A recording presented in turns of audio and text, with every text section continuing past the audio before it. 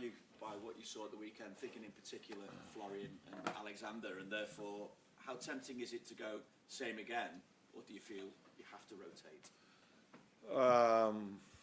I haven't felt so much about that because yesterday we had recovery and after this press conference we're going to train, so let's see how players feel. Florian, for example, has missed out 1.5, 2 weeks of training. So for him to already play so many minutes was a good thing, and to this day we have played, and Joe Gomez is one of them. So let's see. It was encouraging to see Florian playing that well, but it's not the first time he played well for us. Maybe the first time other people noticed, but I've seen him playing well for us many times already.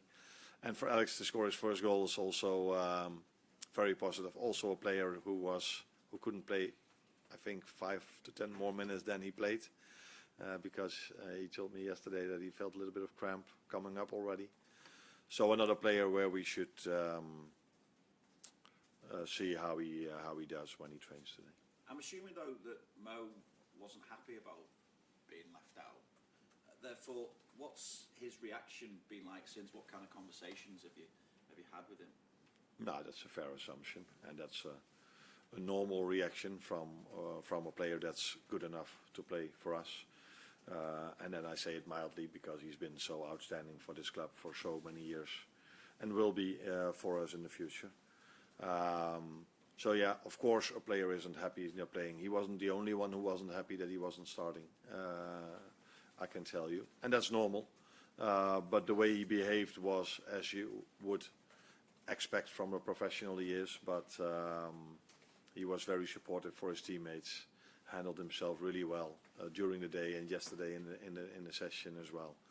So you cannot be a player that's available every 3 days and play on that high standards if you go with your emotions. But for Mo, he's so disciplined, knows what to do to stay fit, and no matter if he plays well, doesn't play well, if he plays or if he doesn't play, he will always be that top professional, and that's what he was in the last 2 days. Just check what the plan is for Mo as well. I'm not expecting you to tell me when he's going to be starting again, but I assume you've got a date for him to go to AFCON yet, have you, or have you not got it yet? Yeah, we have. I think is it FIFA who does this? I don't know exactly, but it's the 15th of December. But as always, in these situations, there's a player involved, there's the nation involved, Egypt in this situation, in the club, and there are always talks about what is best for all three of us. So. Just how tough a game are you facing now against Sunderland? Just three defeats in the Premier League this season, and I suppose the surprise package in many ways in the Premier League so far this campaign. Yeah, a big compliment for the manager because they brought in a lot of new players and they started off so well. I saw the game Chelsea against Arsenal on our way back home.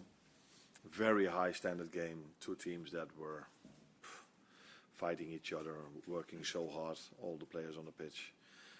And then I was aware of the fact that Sunderland was the team that beat Chelsea in their stadium and had a draw against Arsenal. So you can look at the league table by looking at them, how good they have done till now. But after that game, knowing that Sunderland is a team that beat Chelsea and had a draw against Arsenal, tells you how strong they must be. They seem to have a great resilience as well, don't they? I think they showed that against Bournemouth when they went 2-0 down and then went all the way to the whistle. That's going to be a big factor, I suppose, as well, isn't it? Yeah, another game where a set piece was also very important for them in this situation. So yeah, they've shown great mentality, but not only great mentality, the style they play, the risk they take when they don't have the ball, very high-paced game. Players are working so hard, all 11 of them, to get a result. And that's also what I saw with Chelsea Arsenal. But that's and if you play Chelsea Arsenal, you don't do this with 11, you have no chance of winning. So that's why they must be a team that does this. And that's what I saw when I looked them yesterday. And I'm going to watch more of them today. So a very hard-working team with also a very clear identity how they want to play off the ball and on the ball. And just to come back to something that you mentioned about Mo, if I may, then, which essentially, I suppose, he plays like he's superhuman, but the reality is he is a human being. Do we have to remember that sometimes? Fortunately, for the time I've been here, I didn't have to remember you to that because he's been a superhuman being. Or what was your words? Yeah, superhuman he's being. a human being. But as all players around the world, there are also faces in your time at the club that you are human, is the way you put it. And but yeah, he scored so many goals for us, and I'm sure he will in the future. Thank you. Rob? Can I just clarify, the 15th December date, is that negotiable? You were suggesting there may be some movement around that, possible movement around that? I think the way we've worked at this club, and I've worked in the past, is always that there is a communication between all three, the player, the club, and the country. So that's nothing new. That's always the same. Also when they come back, when they go. So, but I think is it FIFA who did this? FIFA, yeah. They've said the 15 is the last date. I assume a player has to be released. So would that mean, even if there wasn't any negotiation, he'd be available for Brighton and then go, or would he go before Brighton game? What is the date we play Brighton? Is 15? 13. Oh, no. There's your answer. Then. Yeah. Can I just check as well then, you touched already the likes of Isak, Wirtz and Gomez and their fitness status. I presume is it not possible for them to play 3 games in a week, and if that is the case, then do you have to make a decision on which game they, out of the next 2 they play?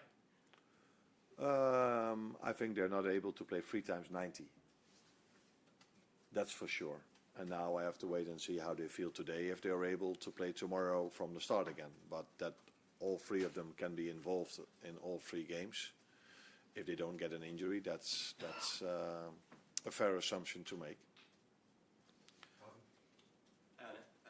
Just with Mo and Man again, is there sort of an indication from your end that the next week or so you could perhaps try out a few things to see how the team copes with that more? No, I think in a few weeks he's already at the African Cup of Nations. So we have to find then a way to play without him because he's not there. That's true. Yeah. And just another one really. So the BBC's been looking at the issue of online abuse in football, and in one weekend at the start of November, the research showed that you were one of the most abused coaches online, and that managers were more likely to be abusing players. So just really, how do you feel about that, and what more needs to be done to eradicate that? That was probably not after a win, was it? It was after the City. After the City game. Oh, maybe I expected it more after the Forest game. But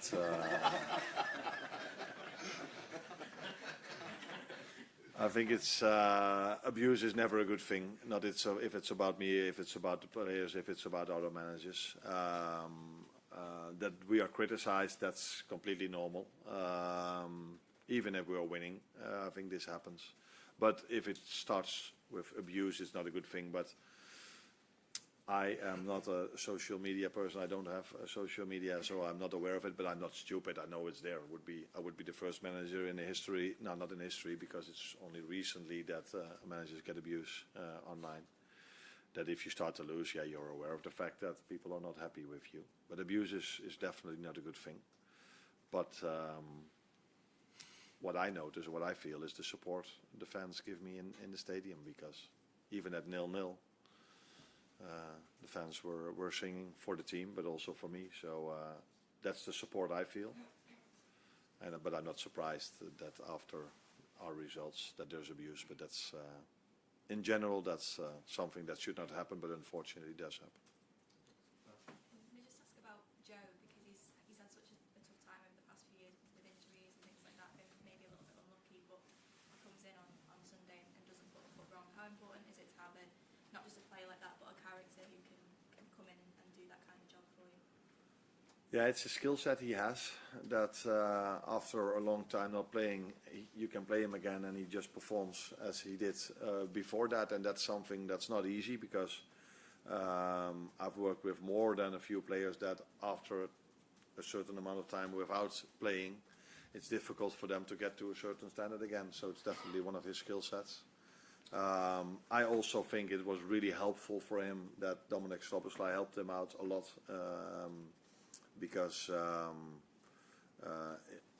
like you said, Joe did really well, but he got a lot of help from Dominic as well. Hi, Arne. You mentioned there about the support from the crowd in the game against West Ham. I want to think about the last time Liverpool were at home, particularly speaking about fast starts as we did last time a couple of weeks ago. There was that moment in the very first minute against PSV where Mammanashvili kind of held the ball for 20 minutes and you felt that the crowd getting a little bit agitated. Against a team like Sunderland, who are going to be quite aggressive and they're pressing quite high, how important do you think it is to try and set the tone with how you play, to try and get that atmosphere going, get everybody on side? No, that's always important. By the way, in that situation, PSV was also pressing us high, but where PSV normally jumps to the goalkeeper and we can make a triangle, this time they didn't, and I think Georgie was prepared for someone that jumped to him, and that's why he waited a little bit longer than usually to find an option. I think there was only one moment, but it's never helpful. Sunderland are a similar team than PSV was in that moment. For the rest of the game, I think PSV was in a low block, which we didn't expect them to be, but which they did. But Sunderland combines both, so they are either pressing you really high or 11 players defend in and around their 16 with all they have, and that's why they are such a difficult team to play against. But it's in general, it's important to start a game of football well, ideally even by scoring a goal. But yeah, that's what both teams want, and we are going to try that tomorrow, better than we did recently, because recently, except for the West Ham game, we've conceded in the start of the game. James. Arne, can I just check on Conor Bradley and Jeremy Frimpong, where they up to with their rehab? Conor got into a training session yesterday for the first time.